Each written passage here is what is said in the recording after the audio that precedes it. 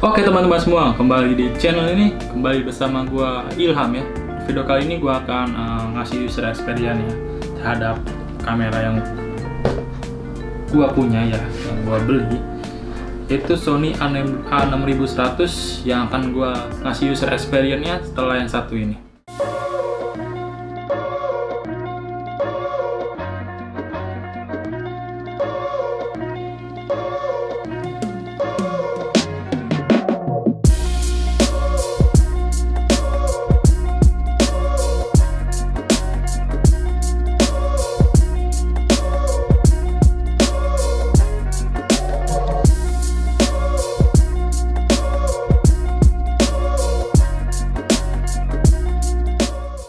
Oke teman-teman semua, jadi ini adalah kameranya Sony A6100. Untuk kameranya mana bang? Ya, foto ada yang nanya. Kameranya yang gue pakai sekarang ya, hasilnya nih yang gue pakai sekarang adalah hasil dari Sony A6100, yang dimana hasilnya ini luar biasa dan gokil ya. Jadi ini sangatlah gokil, dan juga untuk user experience gue terhadap kamera Sony A6100 selama 1 bulan ini, yaitu adalah kamera ini cukup untuk memenuhi kebutuhan gue untuk pembuatan konten ya, seperti foto dan video, dan ini sangatlah cukup ya di range harga yang bersaing di kelasnya ya untuk Sony A6100 ini ya. Dan misalkan ada yang nanya, ini A6100 ini penerus dari siapa? Dan ini adalah penerus dari A6000. Penerus dari A6000 ini adalah A6100. Untuk spesifikasinya itu hampir sama, setara dengan, nggak setara sih, 11-12 lah ya, beda-beda tipis, setara, hampir setara, bukan setara, hampir setara dengan A6300 dan A6400, itu hampir setara.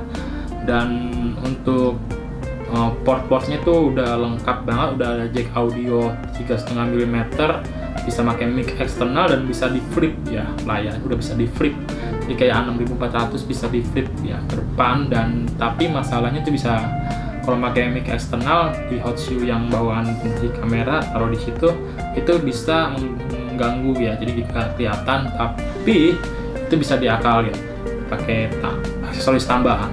Dan juga untuk yang gue suka dari A6100 ini adalah titik fokus AF-nya. Yang pertama ada titik fokus AF-nya itu sampai 425 titik fokus, yang dimana itu titik fokusnya itu bisa detail banget ya. Jadi kalau misalkan video yang gerak-gerak, jadi satu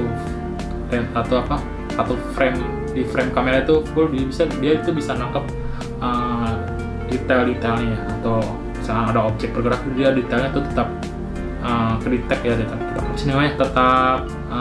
tetap kedetek lah ya. Jadi gue mohon maaf banget ya teman-teman, gue nggak ahli dalam perkameraan ya, tidak ahli dalam perkameraan, jadi tidak ahli dalam perkameraan, tapi gue sedikit mengerti ya. Dan juga untuk saat teman-teman mencari kamera untuk perekaman 4K, ini sudah bisa, 6100 ini sudah bisa perekaman 4K ya, 4K. Tapi gue nggak tahu nih 25 fps atau 30 ya, soalnya sekitar segitu, tapi belum nyampe 60 ya untuk perekaman 4K nya. Tapi dengan syarat memorinya harus mendukung ya teman-teman, tidak bisa memori yang biasa. Kalau yang SanDisk yang ekstrim, minimal yang ekstrim, yang kuat ekstrim itu ya, kalau nggak ekstrim pro, tapi itu lumayan mahal. Tapi menurut gue ekstrim udah cukup ya, tapi ekstrim udah cukup, soalnya udah ada di bungkusnya itu ya, di mana sih itunya tuh udah ada tulisan pendukungan resolusi 4K. Dan ini juga untuk megapikselnya ini 24,2 megapiksel, ini udah cukup banget untuk teman-teman yang ingin mendalami atau kamera ini sebagai profesi fotografer. Ini udah cukup banget ya, untuk megapikselnya ini udah cukup untuk memenuhi kebutuhan itu. Dan terus ini juga untuk continuous shoot-nya ini sudah cukup banget ya, sampai 11 frame per second yang maksimalnya. Dan ini menurut gue udah gokil sih ya, kamera lama gue itu cuma sampai 8 megapiksel, 8 kali shoot ya, continuous shoot-nya 8 kali 8 frame ya, 8 frame maksudnya. Dan juga ini ISO-nya ini udah gokil parah ya menurut gue ya. ISO-nya ini udah jadi itu, ISO-nya itu maksimal kalau di kondisi biasa tuh sampai 32.000 dan bisa di extend, bisa ditambah lagi bisa ditambah lagi ISO-nya sampai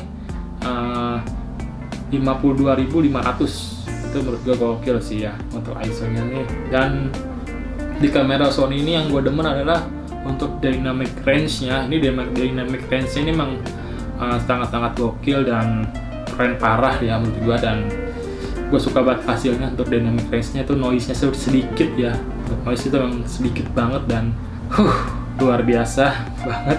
Noise dari Sony itu emang gokil ya, parah. Dan untuk ininya, untuk real trackingnya itu udah ada juga ya, real AF nya ya untuk matanya, real tracking untuk mata juga udah ada. Dan itu fokusnya ngelekat banget matanya ya, jadi syutingnya itu gampang. Dan ya seperti itu ya, kalau misalnya foto dan video tuh jelas ya untuk real trackingnya. Dan juga layarnya udah touchscreen ya, layarnya udah touchscreen. Dan juga touchscreen-nya itu cuma bisa buat autofocus doang ya, nggak bisa buat dipencet di menu-menu itu. Emang menu itu memang nggak bisa untuk pembahasan Sony ini ya.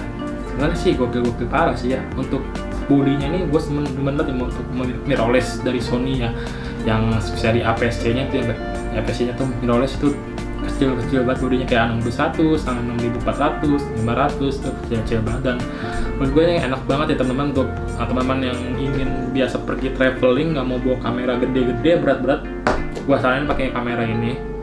Ini menurut gue enteng banget. Terus pakai strap yang lengan ya, yang satu aja yang buat di lengan, jangan yang di leher ya. Kalau bisa tuh yang beli yang lengan, jadi nggak ribet gitu kan kalau mau hunting atau syuting di luar. Dan juga udah ada pendukungan mic, kayak mic eksternal udah bisa ya. Jadi ada jack audio 3,5 mm, jadi nggak usah ribet-ribet ya masalah mic ya.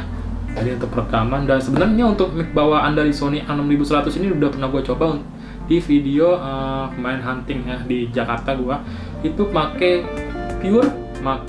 mic dari bawaan Sony A6100. Dan menurut gue pas denger di laptop ya, di laptop gue udah dengerin dengan suaranya itu udah bagus banget ya. Kayaknya tuh mic bawaannya udah stereo ya, udah stereo dan 2 channel. Dan dia mic-nya nembak ke depan ya, di lensa itu lensa itu pinggiran lensa dua mic ya, jadi stereo juga kayaknya. Dan suaranya tuh lumayan bagus. Dan mungkin untuk vlogging nggak mau ribet pakai mic eksternal sudah bisa, suaranya udah bagus. Tapi gua saranin pakai mic eksternal biar suaranya lebih gurih lagi, lebih dapet lagi ya, untuk kayak istilah bassnya atau apa sih, gainnya atau apalah ya. Dan juga untuk jenis baterainya ini ada NP-FW50 ya untuk Sony A6100 ini. Mungkin teman-teman mungkin yang punya kamera dari kamera Sony A6000 atau A5000 ya, A5000, A5100 kalau nggak salah itu baterainya udah make NP-FW50 ya, tipenya sama. Jadi kalau misalnya punya kamera itu, upgrade ke kamera ini, itu juga nggak perlu beli baterai lagi ya, yang berbeda. Baterainya pakai baterai yang lama juga masih bisa. Dan itu yang enaknya ya. Kalau kamera itu harusnya investasi ya.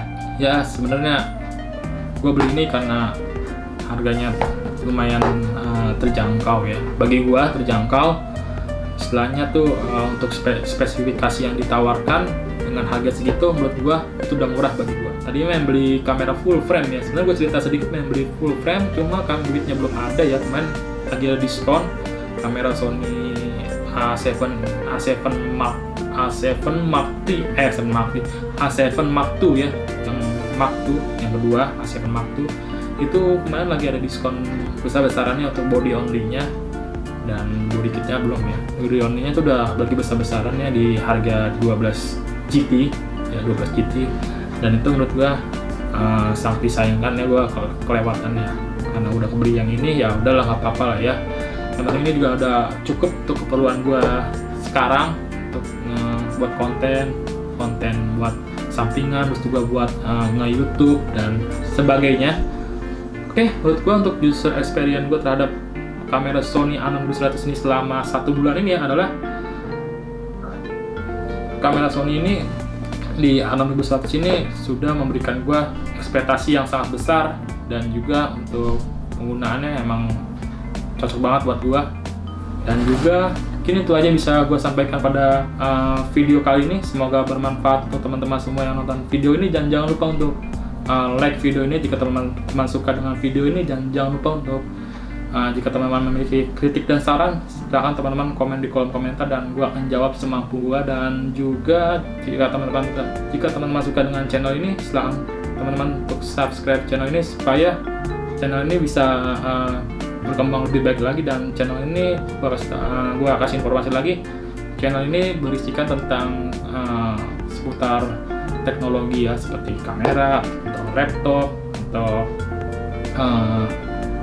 kamera atau laptop atau alat-alat kamera dan sebagainya. Penting seputar teknologi juga, dan gak jauh-jauh dari situ. Dan juga yang lainnya yang menurut gua unik dan pengen gua bahas untuk kalian juga. Oke, mungkin itu aja yang bisa gua sampaikan pada video kali ini, dan terima kasih atas partisipasinya. Sekian dan terima kasih, sampai jumpa lagi di video berikutnya. See you the next video.